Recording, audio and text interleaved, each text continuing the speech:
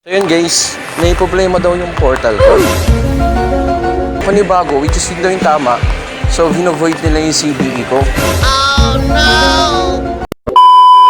Magandang umaga at pre, renewal natin ang lisensya ng ating driver's license. So automatic, it's my birthday. At ipapakita ko sa inyo yung sistema pag magre-renew kayo ng inyong lisensya. So tara, let's go! Diyan tayo paparehistro. Yan o, grabe o. Umaga pa lang may pila na. Oh. Pero common yung mga government yan. So Robinson tayo Santa Rosa. Sarado pa yung mall. Kasi nasa mall yung mismong LTO office. So third floor tayo. Bakit muna tayo ng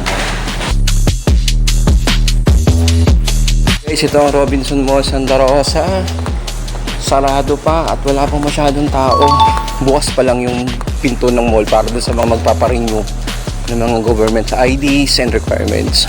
So, dito tayo ngayon sa LTO at kita nyo naman yung sarado pa yung LTO office. Ayun guys, pag kayo magpaparenew, so ito yung renewal fee nyo, 585. So since hindi pa tayo paso, so 585 lang yung mabayaran natin. Pero pag 2 years, ayan, makita nyo naman, 735. Student permit, 250. Pag magpapaduplicate kayo, 225. Duplicate student permit is 150. So doon sa mga magpaparenew, ito yung mga requirements. Kasahin nyo na lang yan. So driver's license, yung CDE nyo, yung exam nyo, and medical certificates. So papamedical na tayo. Na tayo. Ito yung mismong medical dito sa medical certificate. So magkakontak tayo ng medical. So 600 siya. So yun guys, maaga tayo ngayon.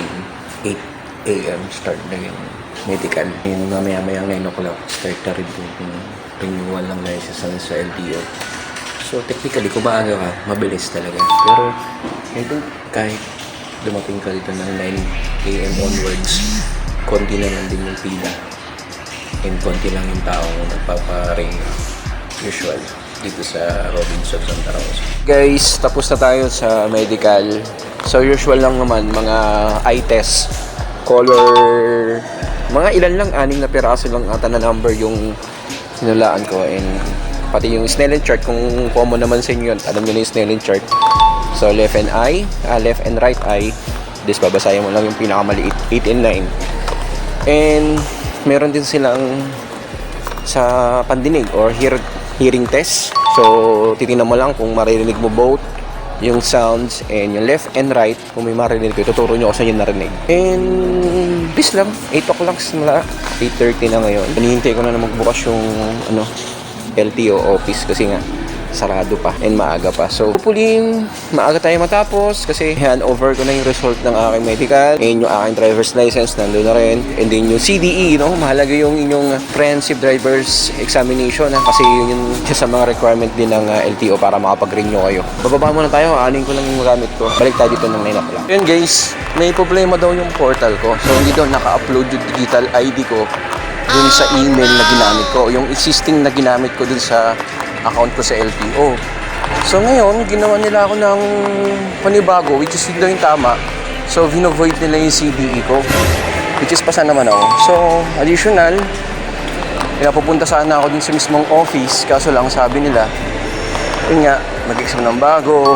So inisip ko pala ang sobrang hassle na. So ngayon, tinry ko na lang na sila yung mag-asikaso through portal.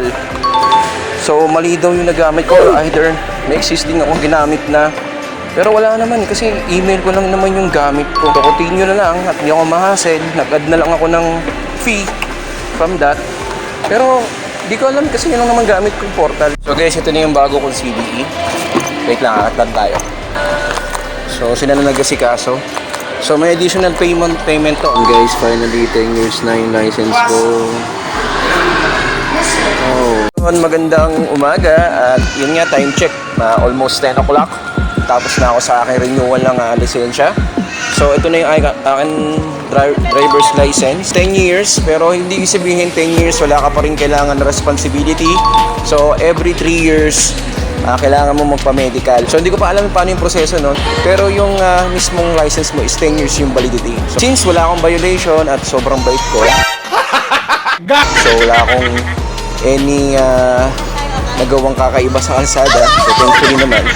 Pero ito nga, 10 years na yung driver's license ko at medyo naiba yung kulay niya. No? So, dati kasi ang restriction code ko ay 1. So, sa mga motorcycle yan. So, ako, 1 DL codes ko ngayon ay AA1. So, wala naman ako 4 wheel. So, pang motor lang naman yung gamit ko talaga, technically. Finally, happy birthday to me and happy new license to me. So, yun lang guys. Maraming salamat. At kita-kits tayo sa mga vlog natin. Thank you and God bless.